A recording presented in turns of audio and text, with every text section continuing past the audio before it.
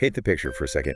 You are standing in the middle of a Civil War era fort down in Key West, Florida. Oh, that heavy, salty air. Exactly. The air is thick, it's humid, it has that distinct weight of maritime history to it, and you walk into this dimly lit gallery, your footsteps echoing off the vaulted brick ceilings. And there, sitting behind a pane of thick, highly secure, museum-grade glass, is a 40-inch tall boy. Made entirely of cloth and wood shavings. Right. He is wearing a faded, century-old sailor suit, the kind you'd see in those sepia-toned photographs from the Edwardian era.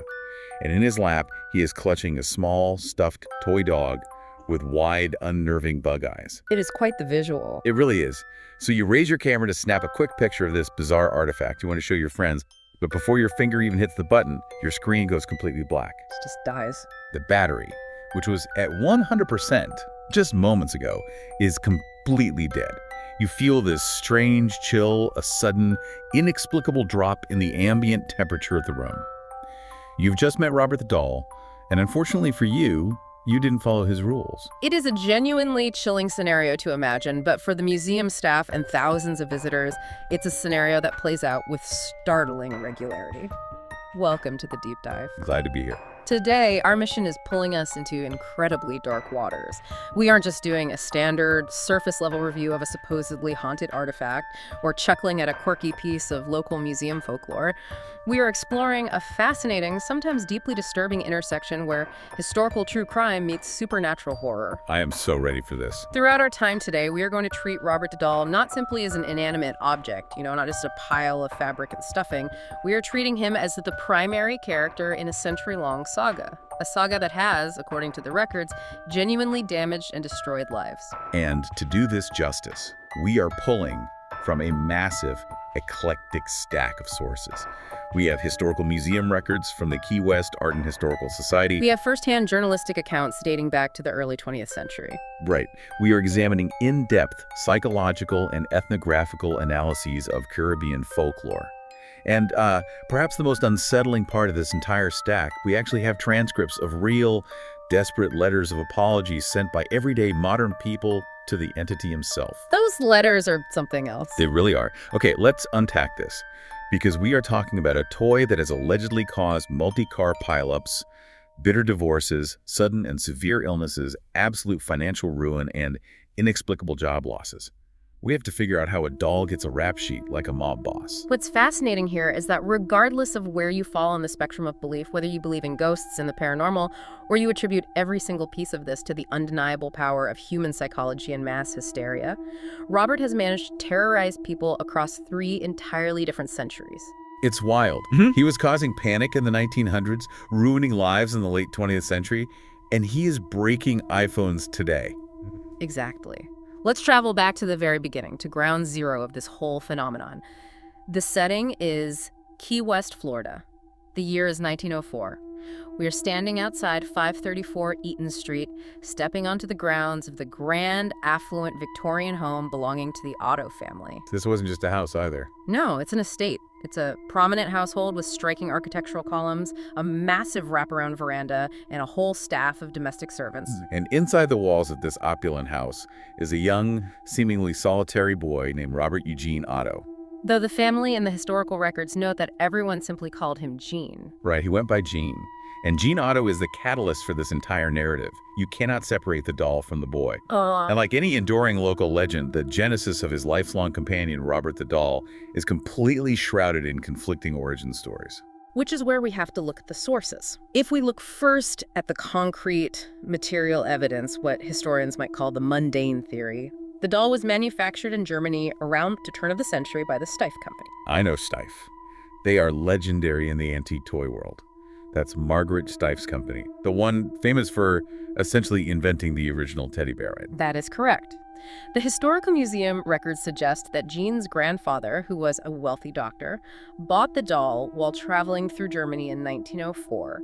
He shipped it back to Key West to give to young Gene as a birthday gift. It was meant to be a grand gesture from a wealthy patriarch. Exactly. But I was looking through the notes from the Steiff historians, and they point out something that throws a wrench in that simple birthday gift narrative. The size. The size. Robert wasn't a standard toy you just pull off a shelf in a boutique. He is 40 inches tall. For a bit of perspective, that is the size of an actual walking, talking human toddler. That is huge for a toy. Because of his massive size and his original painted features, which the records say resembled a theatrical jester or a clown, experts believe he was never intended to be sold to the public at all. So what was he for? He was likely fabricated specifically as part of a commercial window display. He was meant to attract wealthy shoppers, not to be dragged around a house by a child. Which adds an immediate layer of the uncanny to him. He was designed to be looked at through glass, to mimic human proportions just enough to catch the eye, but not to be engaged with emotionally. It's unnerving. But the Steiff manufacturing theory is just the beginning.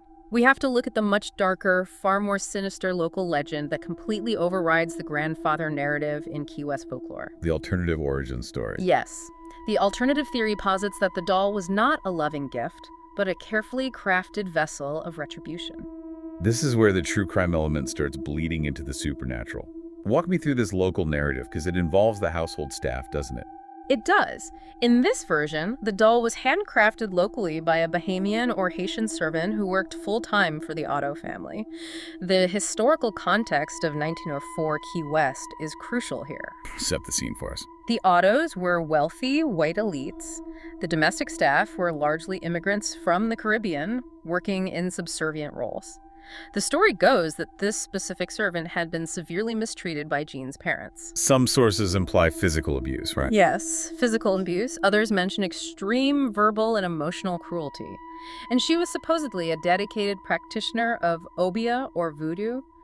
As a parting curse on the family just before she was dismissed from her position, she imbued this large, handcrafted doll with dark magic and a malevolent spirit. Presenting it to young Jean as a sort of Trojan horse. Precisely. She knew the child would love it, and the parents would allow it into the home, completely unaware they were inviting in their own destruction. That is a wildly different story than a grandfather buying a Steiff bear. And the sources offer even more theories that border on the macabre. Oh, there are so many local whispers.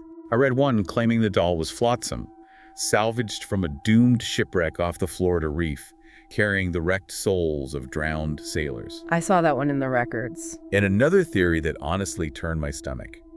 It suggests the curse isn't embedded in the doll itself, but in the clothing. The sailor suit. Right.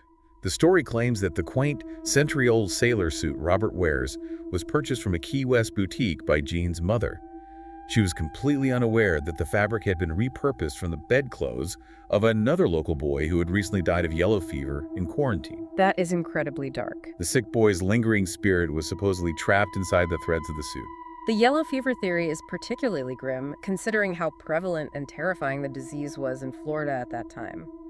But if we step back and look at this from a sociological and ethnographical standpoint, these conflicting narratives are incredibly telling about the culture of the era. How so? Key West, at the turn of the century, was a massive cultural crucible. It was a major hub for maritime trade, sponging, and Caribbean migration. The voodoo priestess narrative, for instance, serves as a textbook example of the othering of Caribbean spiritual practices. Explain othering in this context for a second. Are you saying the locals invented the voodoo curse to explain away the family's problems? Essentially, yes. The white elite of the era frequently projected their societal anxieties and their own domestic dysfunctions onto the unfamiliar spiritual traditions of the immigrant working classes. Yeah, as a scapegoat. Exactly. If a wealthy, prominent family like the Ottos suddenly started experiencing sheer chaos inside their home, it was socially unacceptable to admit they had a deeply troubled child or that their own parenting was failing. That makes a lot of sense. Creating a narrative where a wronged mystical servant uses black magic provides a highly convenient external scapegoat. It shifts the blame entirely away from the family unit and onto the marginalized other. It's definitely easier to blame a cursed doll than to hire a child psychologist in 1904. But regardless of whether it was Steiff Excelsior or Bahamian magic, the chaos absolutely did unfold. It did. Before we get to the mayhem, though, we have to talk about the physical anatomy of this thing. If you look at high-resolution photos of Robert today, he is genuinely, viscerally unnerving. He is not cute. No. He's stuffed with what the records call Excelsior. What exactly is that? Excelsior is a form of wood wool. It's made of very fine, splintery wood shavings. It was really common in taxidermy and early upholstery. So it's not soft. Not at all. It gives the doll a dense, heavy, almost rigid body, unlike the soft stuffing used in modern toys. It doesn't yield when you squeeze it. It actually crunches. That sounds awful to hug. And over the last century, his original jester paint has completely worn away from his face. What's left is this pitted, scarred fabric surface that looks like it's covered in brown nicks and indentations. And then there are the eyes. Yes, the eyes. He has these blank, beady, black button eyes that just seem to absorb light rather than reflect it. He looks like a burn victim crossed with a scarecrow. The physical degradation is what really triggers the psychological phenomenon known as the uncanny valley effect in modern observers. The uncanny valley. Right. It occurs when something looks almost human, but just slightly off, triggering a primal sense of revulsion or fear in our brains. Robert looks like something that was once meant to be cheerful, but has decayed into something deeply unsettling. And the psychological symbiosis between young Jean and this uncanny object began almost the second it entered the house. The sources detail something Jean did right off the bat that I found to be a massive red flag. The naming process. Yes. Upon receiving the doll, Jean didn't just play with it. He essentially stripped the doll of its original intended identity. He went to his own closet, took one of his own childhood sailor suits, and dressed the doll in it. Which is strange enough on its own. But more profoundly than sharing clothes, he gave the doll his own name. The boy's first name was Robert, but he went by his middle name, Jean. So he decrees that the boy is now exclusively Jean, while the 40-inch inanimate object is christened Robert. It is an extreme form of projection. He essentially cloned his own identity, his own name, and his own clothes onto a pile of wood shavings, and almost overnight, the dynamic shifted. Robert transitioned from a new toy into the household's official blame taker. The Otto house, which was previously a standard, orderly Victorian estate, started descending into absolute violent chaos. The accounts from the time are wild. We're talking about heavy wooden furniture being completely overturned in Jean's room, antique mirrors being scrawled upon or shattered. And Jean's other toys, the ones that weren't Robert, were routinely found violently mutilated, torn apart, and scattered across the floor. Whenever Jean's parents would hear these massive crashing sounds, they would rush up the stairs, throw open the nursery door, and find absolute devastation. And amidst the wreckage, they would find Jean cowering in the corner of his bed, genuinely terrified, pulling his knees to his chest. And his ubiquitous, unchanging defense, repeated over and over again, was always the same. Robert did it. Robert did it. Now, child psychologists looking back at this case would quickly categorize this as an extreme but somewhat recognizable coping mechanism. Because kids have imaginary friends, and they lie to get out of trouble. Exactly. It's a child externalizing guilt or trauma onto an imaginary friend or a proxy object to avoid punishment from strict parents. If Jean was acting out due to internal distress, Robert became the perfect physical vessel to hold that blame. But tearing apart your own room and snapping your own toys seems extreme. And it wasn't just the broken vases that alarmed the adults. It was the sheer frequency of the incidents, the violent, specific nature of the destruction, and the terrifying auditory phenomena that accompanied it. The voice. This is the part that makes the hair on my arms stand up. Jean's parents and the domestic staff repeatedly reported hearing Jean having deep, complex conversations in his nursery when he was supposed to be completely alone. They would walk down the hallway, stop outside his closed door, and listen. Right. They would hear Jean speaking in his normal, high-pitched, childish whisper. But then an unfamiliar, deep, gruff man's voice would answer him back. The records from the domestic staff are particularly harrowing here. You have to remember, many of these workers were of Bahamian descent and brought with them a deep cultural respect for the spiritual world. They were absolutely terrified.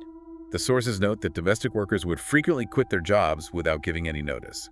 They simply walked out. Can you blame them? Imagine dusting a hallway and hearing a grown man's voice coming from a 7-year-old's locked bedroom. I would quit immediately. But it wasn't just the voices. The staff refused to enter the nursery to clean it. They claimed that when they were forced to be in the room with the doll, they saw Robert's facial expressions physically change. They witnessed it, shifting its weight, or moving its head on its own to watch them as they worked. They wholly believed the doll was harboring an evil spirit. The environment inside 534 Eaton Street became one of relentless paranoia, suspicion, and dread. The adults were essentially being held hostage by a toy. and the parents eventually couldn't take the psychological pressure anymore. The sources mentioned an exasperated aunt who came to visit. She saw the toll this was taking on the family, saw Jean whispering to this hulking doll, and demanded that Robert be removed from the living quarters and locked away in the attic. And the local legend claims, and I don't know if we can verify this, but it's heavily featured in the lore, that this aunt was found dead in her bed that very night. The sudden death of the aunt is a cornerstone of the mythos. It's often cited as Robert's first actual casualty. Whether it was a tragically timed heart attack or supernatural murder depends entirely on who is telling the story. But regardless of the aunt's fate, Robert did spend some time banished to the attic, locked tightly inside a cedar chest. Yet even buried under heavy wood, the family claimed they found no peace. They would sit in the parlor and hear heavy, dragging footsteps pacing across the floorboards directly above them. And worse, they reported hearing a sinister, disembodied giggling drifting down through the ceiling plaster. It paints a picture of a home entirely consumed by madness, a prominent family terrified of their own attic. But what is truly remarkable, and what pulls us into the next phase of our deep dive, the lifelong bond, is that this wasn't just a childhood phase. Most kids eventually throw their imaginary friends away or grow out of them. But Jean never outgrew Robert. That is the crux of the psychological mystery here. Gene grows up. He leaves the stifling environment of Key West to pursue higher education and study fine arts. He attends the prestigious Art Institute of Chicago. He studies at the Art Students League of New York. He eventually travels across the Atlantic to study in Paris. He becomes a very successful, prominent, well-respected post-impressionist painter. And while living in Paris in 1930, he meets and marries Anne Parker, who is described as a brilliant, sophisticated concert pianist. So he's living this incredibly cultured bohemian life. He's a successful artist with a talented wife. But eventually, Jean's parents pass away back in Florida. Jean inherits the massive Eaton Street mansion. He and Anne pack up their lives, move back to Key West, and Jean renames the family estate the Artist House. And waiting for him, perfectly preserved in the dark of the attic, exactly where he was left years ago, is Robert. Here's where it gets really interesting. Jean doesn't just find his old toy, smile at the memories, and put it on a shelf in his study. He immediately retrieves Robert and reinstates him as a central figure in his adult life. Jean takes the home's prominent turret room, the highest point of the house, with large windows overlooking the street, and converts it into his art studio. But he also builds a specific, dedicated sanctuary for Robert right there in the studio. The level of accommodation is staggering. The doll is given his own miniature, custom-built furniture. He is given his own toys to play with, Including that small stuffed dog we mentioned earlier, which some early sources actually describe as a toy lion. Jean places Robert in a prime seat, a small rocking chair, right by the southwest window, where the doll can look out over the neighborhood. I cannot get over the fact that Jean is a fully grown man at this point, a sophisticated, world-traveled artist. Yet he continues to treat this doll as a living, breathing entity. The sources say he would literally bring Robert down the stairs, walk him into the formal dining room, and seat him at the dinner table with him and Anne. He would engage Robert in full, complex adult conversations, speaking to the doll in the first person and pausing to listen as if the doll were replying telepathically. If we connect this to the bigger picture of human psychology, this goes far beyond eccentricity or an artist's quirky muse. This dynamic reflects a deeply entrenched, chilling psychological symbiosis. It's a profound codependent relationship. This is a man who has poured his entire emotional weight, his childhood anxieties, and perhaps his darker, unexpressed adult impulses into a physical vessel. Over decades of this intense daily emotional investment, that vessel seemingly took on a life of its own in the minds of everyone who observed them together. You have to feel horrible for his wife, Anne. The sources make it very clear her life in the artist house was absolute misery.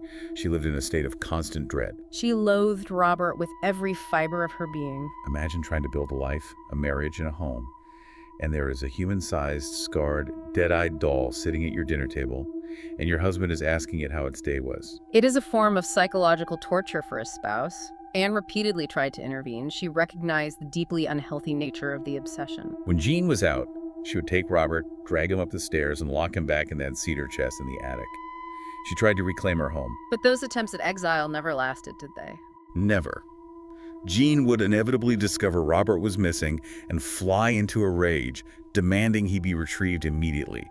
claiming Robert was angry with her. Or, far more terrifyingly, Anne would go about her day, turn a corner, and find that Robert had simply reappeared. He would be sitting calmly in his customary rocking chair by the turret window, as if he had unlocked the chest and walked down the attic stairs himself while she wasn't looking. And it wasn't just Anne who was suffering the consequences of this bizarre arrangement. The reign of terror extended far beyond the walls of the artist house, out into the entire neighborhood of Eaton Street. School children who had to walk past the artist house every day would routinely cross the street to walk on the opposite sidewalk, as far away from the property line as possible. Why? Because they reported looking up at that high turret window and seeing Robert, not just sitting there, but actively moving from one side of the glass to the other. The local accounts are incredibly consistent on this point. Passersby claim to see the doll pacing back and forth or pressing its scarred face against the glass, glaring down at them. Some of the neighborhood children even reported that Robert would lift his stuffed arm and give them a mocking, sinister wave as they walked to school. It reached a point where grown, rational, local adults would actively avoid routing their walks past the house. They described a deeply unsettling atmosphere, a palpable, impending sense of doom radiating from the property. When an entire community alters their daily commute to avoid a stuffed toy, you are dealing with a phenomenon that has transcended a single household's dysfunction. It has become a localized mass panic. And we actually have a documented journalistic account from this exact era that corroborates the neighborhood's fears. A journalist for the local Solaris Hill newspaper, a man named Malcolm Ross, visited Gene at the artist's house to interview him about his painting. During the visit, Gene insisted on introducing Ross to Robert up in the turret room. According to Ross's own documentation, the men were talking, and one of Gene's friends, who was also present, made a disparaging comment. He insulted Gene, calling him an old fool for talking to a doll. Ross's documentation of what happened next is haunting. Read Malcolm Ross's exact quote from the source material, because hearing it from the perspective of a cynical newspaper reporter gives me goosebumps. Ross wrote, "It was like a metal bar running down my back. There was some kind of intelligence there. The doll was listening to us." He went on to note that when the insult was levied, Robert's facial expression physically shifted from a benign, blank stare into a scowl of sheer, unmistakable disdain. Let's pause on that. When a skeptical journalist, someone trained to observe facts and report reality, is going on the record to confirm changing facial expressions and a palpable, heavy intelligence radiating from a doll, it completely elevates the story. It takes it from a simple neighborhood rumor cooked up by superstitious kids and turns it into a documented, credible phenomenon. The doll was no longer just Gene's personal scapegoat. It was actively intimidating outsiders. It forces us to confront the possibility that the energy in that room was so intense, it was warping the perceptions of independent, objective observers. This intense, bizarre, three-way dynamic between Gene, Anne, and Robert continued for decades, right up until the very end of the Otto line. Gene Otto finally passed away in 1974. Leaving Anne alone in that massive, echoing house. Yes. Anne was finally freed from her husband's oppressive obsession, but she was left as the sole caretaker of the entity she despised most in the world. She locked Robert in the cedar chest one last time. But she only outlived Gene by 2 years, passing away in 1976. And of course, Robert remained. He outlived them both, waiting in the dark. Which brings us to the post-Otto era. This is the period that, to me, proves the phenomena surrounding Robert were not solely tied to Gene's psychological presence or his physical manipulation of the doll. Following Anne's death, the historic artist house is put on the market, and it enters the possession of a woman named Myrtle Reuter. Myrtle Reuter is a fascinating character in this saga. She essentially buys a notoriously haunted house, complete with its infamous locked-away resident, and remarkably, she doesn't throw the doll in the trash. She actually keeps Robert for 20 years. I cannot fathom why anyone would keep it. You buy a beautiful Victorian home, you find a terrifying human-sized doll in the attic that the whole town says is cursed, and you just leave it there. But her time with him over those 2 decades is far from peaceful. Myrtle starts experiencing the exact same terrifying occurrences that plagued the Ottos 70 years prior. The sources indicate that Myrtle would be alone in the house, perhaps reading or cleaning, and she would hear the unmistakable sound of disembodied giggling echoing through the empty halls. She would hear heavy, dragging footsteps pacing in the attic directly above her head. Myrtle also reported the physical displacement of the doll. She would leave Robert in his designated room or up in the attic, go downstairs to make tea, and later find him sitting in a completely different part of the house. And crucially, he seemed to continue his childhood mischief. Myrtle would frequently find items disturbed, rooms completely messed up, and fragile objects smashed on the floor, always followed by that same sinister giggling. It's as if the entity inside the doll didn't realize Jean was dead, or simply didn't care, and was continuing the pattern of behavior it had learned in 1904. But the story gets significantly darker during Myrtle's tenure. For a period during this post-Otto era, the house was leased or inhabited by another family who had a 10-year-old daughter. This young girl was exploring her new, massive house, wandering through the old rooms, and eventually ventured up into the attic, where she discovered Robert sitting in the shadows. The sources note that initially the girl was delighted. If you put yourself in the shoes of a 10-year-old in the 1970s, finding a giant vintage toy hidden in the attic of a creepy old house probably seemed like discovering a hidden treasure. It was a novelty. But that innocent delight fractured into absolute horror very, very quickly. The accounts of what happened to this girl are terrifying. She started waking up in the middle of the night screaming bloody murder. Her parents would rush down the hall, throw open her bedroom door, and find her entirely hysterical, hyperventilating in her bed. She claimed that Robert was actively moving around her bedroom in the pitch dark, but he wasn't just pacing or knocking over toys anymore. No, the escalation of violence here is the key takeaway. Up until this point, Robert was a nuisance. He broke vases, he giggled, he made people uncomfortable. But the young girl claimed that Robert was actively trying to lock her inside her room. He was manipulating the door. She expressed a profound, genuine terror, telling her parents that the doll had explicitly communicated a desire to hurt her, to cause her severe physical harm. Robert was no longer just a passive-aggressive blame taker for broken objects. His alleged anger was manifesting physically and maliciously against a completely innocent new child who had no connection to Jean Otto. It represents a massive shift in the entity's methodology. It's straight out of a horror film, but these were real claims being dealt with by a real family in Key West. The psychological toll of living in a house where your child is being stalked by an antique toy is unimaginable. Eventually, after 20 years of acting as the unwilling caretaker to this psychological torture device, Myrtle Reuter reaches her absolute breaking point. In 1994, she performs what analysts call an act of desperation. She packs Robert up, removes him from the artist house for good, and donates him entirely to the Key West Art and Historical Society. It's important to note how she framed this donation. She didn't give him away as a generous historical gift. She explicitly claimed upon handing him over that the doll was undeniably dangerously haunted and that she could no longer tolerate his presence in her life. And in a macabre postscript to her 20-year stewardship, Myrtle Reuter died just a few months after giving Robert away. You know, many believers cite her sudden death as the final chapter in her personal curse, as if Robert punished her for evicting him. Oh. But evicted he was. He is taken by the Historical Society and moved to his current residence. He is placed in the Fort East Martello Museum, which serves as a fitting, almost cinematic new prison for him. Fort East Martello is not your standard, brightly lit, modern art museum with white walls and track lighting. It is a formidable, heavy, Civil War-era brick citadel. It was constructed in 1862 as part of the Coastal Defense Network to protect Key West from Confederate sea attacks. Its thick masonry walls, vaulted brick ceilings, and somewhat isolated location on the coast give it an inherently eerie, heavy, and isolated ambiance. It's the perfect backdrop for a haunted artifact. Initially, the museum staff didn't know what to do with him, so they just put him in a back storage area. But even in the dark, out of sight among dusty archives, things started happening. Museum staff noticed a distinct, oppressive shift in the energy of the rooms. Items in storage near Robert would move overnight. But you can't keep a legend like Robert hidden in a box for long. Word spread through the island that the infamous Robert the Doll was in the fort, and tourists and locals started flocking there demanding to see him. So the museum relented and put him on permanent public exhibit. He now sits inside a custom-built, heavily secure glass case. The glass case is fascinating because it serves a dual purpose. From a purely curatorial perspective, it is necessary to protect a fragile, century-old textile artifact from the incredibly humid, salty Florida air, and to prevent the physical degradation caused by the oils on curious tourists' hands.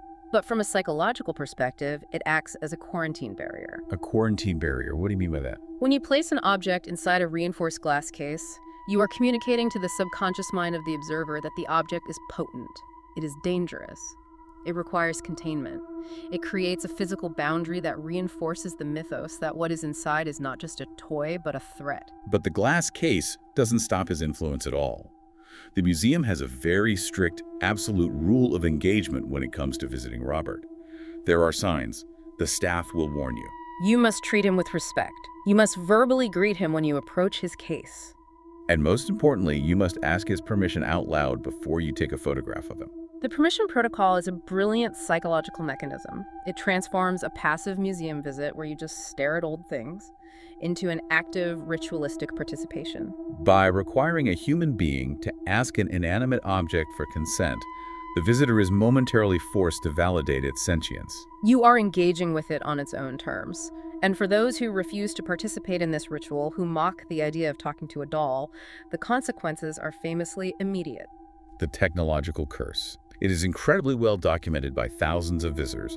When people walk up, scoff at the signs, mock his appearance, and just snap a photo without asking, their equipment immediately fails. We are talking about high-end, professional DSLR cameras that suddenly refuse to focus or jam completely. Brand new lithium-ion batteries, instantly drained from full to zero. SD memory cards become completely corrupted, wiping out entire family vacation albums in a split second. Smartphones just freeze, glitch, and crash to black screens. And what makes this phenomenon so compelling is how highly specific it is to his immediate physical presence. The moment the frustrated tourist leaves the museum grounds and walks out into the parking lot, their phone or camera mysteriously powers back on and works perfectly again. Now, I want to play devil's advocate here. How much of this is just coincidence? From a skeptical viewpoint, we can attribute a significant portion of this to coincidence, or the fact that people are hyper-focused on their devices failing in a supposedly haunted space. Key West is hot and humid, which is notoriously hard on electronics. But the sheer volume, the staggering consistency of these technical failures across decades of visitors, using completely different eras of technology, from Polaroids to digital sensors to iPhones, is what fuels the legend. However, the technological glitches are just the tip of the iceberg. The real, terrifying manifestation of Robert's power is found on the walls surrounding his glass case. Yes, the wall of apology letters. This is easily the most mind-blowing part of the entire deep dive. If you visit his exhibit today, the brick walls around his case are plastered, literally covered from floor to ceiling, with hundreds and hundreds of actual desperate letters. Some are handwritten on notebook paper, some are typed, some are printed emails. The museum's curator receives 1 to 3 of these letters every single day in the mail. And to be clear, these aren't fan letters. They aren't kids saying hi to a museum exhibit. They are formal, penitent, often panicked pleas for forgiveness. They are written by people who visited the museum, blatantly disrespected the rules, took a photo without permission, and subsequently experienced what they wholly believe is Robert's retaliatory curse ruining their lives. It is wild. Let's look at some of these letters directly from the source material because they ground this ghost story in harsh, modern reality. What kind of things are people blaming on this doll? The museum actually catalogs them. Let me read you the details of a letter from a visitor named Eric D. He wrote to Robert explaining that he did read the signs and he did ask for permission to take a photo. But almost immediately upon asking, he felt severe, crushing chest pains. He felt it was a warning, a clear no. But he ignored the physical warning and took the picture anyway. And what was the result? According to Eric's letter, since that specific visit, his house was struck by lightning. Not once, but 3 separate times. 3 times. And that's not all. A rental home he was scheduled to vacation at shortly after caught fire the night before he checked in. 2 nights later, the backup rental home they managed to secure was also struck by lightning. He wrote to the doll begging for the barrage of elemental destruction to stop. Wait, so this guy is actively blaming a doll in Florida for his house getting struck by lightning multiple times. That is a staggering leap in logic. The statistical improbability of experiencing that many lightning strikes and fires is insane. What possesses a rational adult to make that connection? Human nature drives us to find a cause for extreme misfortune. The human brain cannot easily process random, chaotic suffering. For Eric, the statistical improbability of lightning was exactly what convinced him it wasn't natural. The cause was undeniably his cursed interaction with the doll. Let's look at another one. There's a letter from a woman named Kathy C. She wrote in saying that her husband took a photo of Robert without asking, essentially dragging her into the curse by proximity. As Kathy was walking out the heavy wooden doors of the museum, she felt a physical, literal shock go across her shoulders, like a jolt of electricity. A few weeks later, she was diagnosed with a severe chronic illness and hasn't been well since. She wrote the letter begging for forgiveness, pleading with the doll to end the bad luck and restore her health. The letters detail a terrifying spectrum of human tragedy. People write in describing sudden, inexplicable job losses within days of visiting. They detail unexpected, aggressive cancer diagnoses, complete and sudden financial ruin, brutal, out-of-nowhere divorces, and severe, near-fatal car accidents. The shared psychological language used in these letters is one of profound, genuine penitence. They frequently use phrases like, "I wish to make amends," "I offer my humblest apologies," and "Please release my family." So what does this all mean? We have reached the final segment of our deep dive. We have to synthesize this. Why are grown, rational, modern adults with jobs and mortgages sitting down at their computers, drafting emails, and begging a 100-year-old stiff clown doll made of wood shavings for forgiveness? Give me the rational explanation first. This is where we have to deeply analyze the psychological versus the paranormal interpretations. Let's start with the skeptic's view, which relies heavily on cognitive science. Psychologists point to two massive cognitive phenomena at play in the Robert the Doll legend, pareidolia and apophenia. I am familiar with pareidolia. That is the psychological phenomena where our brains are hardwired by evolution to find human faces in random visual patterns. It's why you see a face in the clouds, or the man in the moon, or the Virgin Mary on a piece of burnt toast. It's a survival mechanism. Our ancestors needed to spot faces in the jungle quickly to survive. Exactly. And when you apply pareidolia to Robert, it explains the changing expressions perfectly. His original paint is completely gone, leaving a lumpy, scarred, uneven fabric surface. In the dim, dramatic lighting of the 40s Martello Gallery, as you physically move around his glass case, the shadows shift across those lumps and indentations. Your brain is desperately trying to read his expression, to find the human face in the inanimate object. So it literally wires itself in real time to perceive his face shifting from a benign smirk to a scowl, simply based on the changing angles of shadow and light. That explains the visual hallucinations. But what about apophenia? How does that explain the letters? Apophenia is the human tendency to perceive meaningful, direct connections between entirely unrelated things. Think about it. Life is inherently chaotic. Tragedies happen. People get sick, they lose their jobs, they get into car accidents. It is existentially terrifying for the human mind to accept that the universe is random and that bad things happen to good people for no reason. So you're saying it's actually more comforting to believe a doll is cursing you than to believe the universe is just chaotic? Precisely. Think about your own life. Think about the last time you had a streak of terrible luck. You hit every red light, you spilled your coffee on your laptop, and you missed a crucial deadline at work. Human nature begs you to find a single, unifying reason for it, to say the universe is out to get me today. Now imagine you visited a famously cursed artifact the day before that streak of bad luck. Your brain, desperate for order, would instantly connect the dots. When a person visits Robert, forgets to say please, and then loses their job a month later, apophenia provides a logic. The doll caused it. It gives them a tangible, addressable reason for their suffering. If the doll caused it, the doll can uncause it. Hence, they write the apology letter to regain control over their chaotic life. And I imagine confirmation bias plays a huge role here too. A massive role. We only remember the hits, and we ignore the misses. We vividly remember the one time our camera battery mysteriously died in front of Robert. But we completely forget the 10,000 other times our camera worked perfectly fine in front of other exhibits. Millions of people have seen Robert. Yeah. Statistically, thousands of them will experience a tragedy shortly after. Those are the ones who write the letters. The millions who went home and had perfectly normal lives don't write letters saying, "Hey Robert, nothing happened, thanks." Okay, I hear what you're saying about psychology, and it makes logical sense. But it doesn't entirely explain the sheer, overwhelming volume of the broken cameras, or the terrified Bahamian servants in 1904 who had no prior knowledge of the doll's lore, or the journalist feeling the metal bar down his spine. This brings us to the paranormal view. And this is where the sources get into the tulpa theory, which honestly terrifies me significantly more than a standard ghost story. The tulpa theory is a fascinating lens through which to view this case. A tulpa is a concept originating in Tibetan mysticism and modern occultism.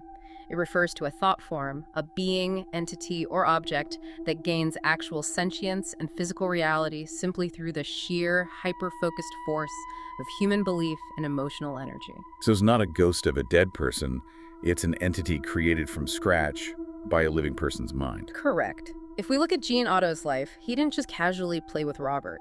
He obsessed over him every single day for 70 years. He poured every ounce of his childhood anxiety, his anger at his parents, his need to shift blame, and later his adult eccentricities and marital frustrations directly into this vessel of cloth and excelsior. He essentially fed it his own soul for 7 decades.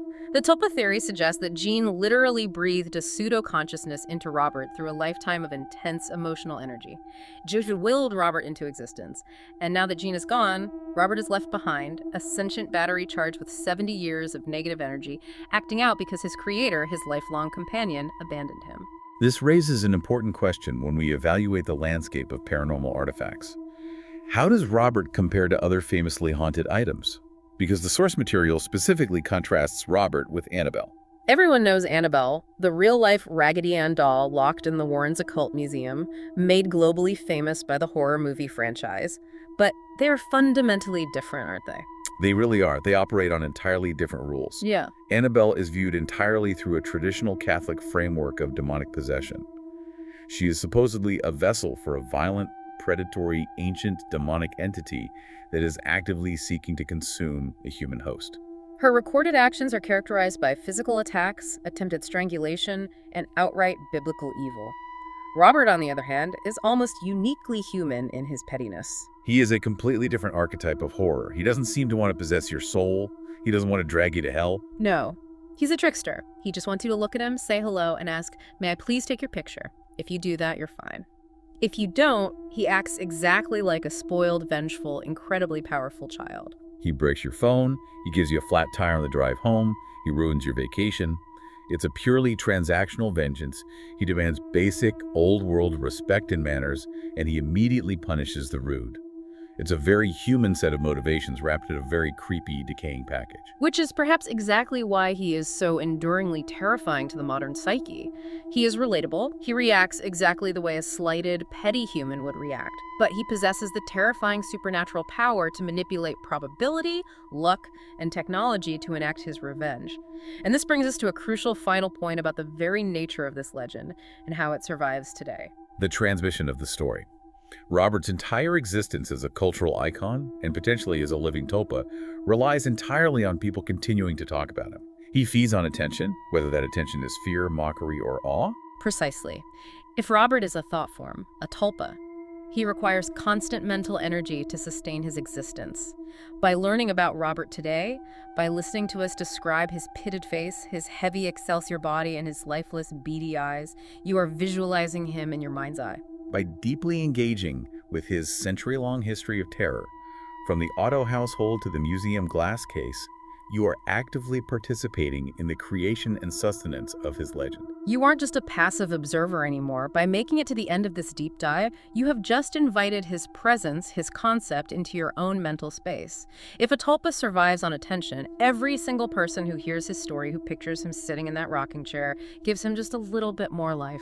It is a sobering thought. When you engage with the supernatural, even academically, the supernatural engages with you. He is listening. The legend says he is always listening. Did you ask permission to listen?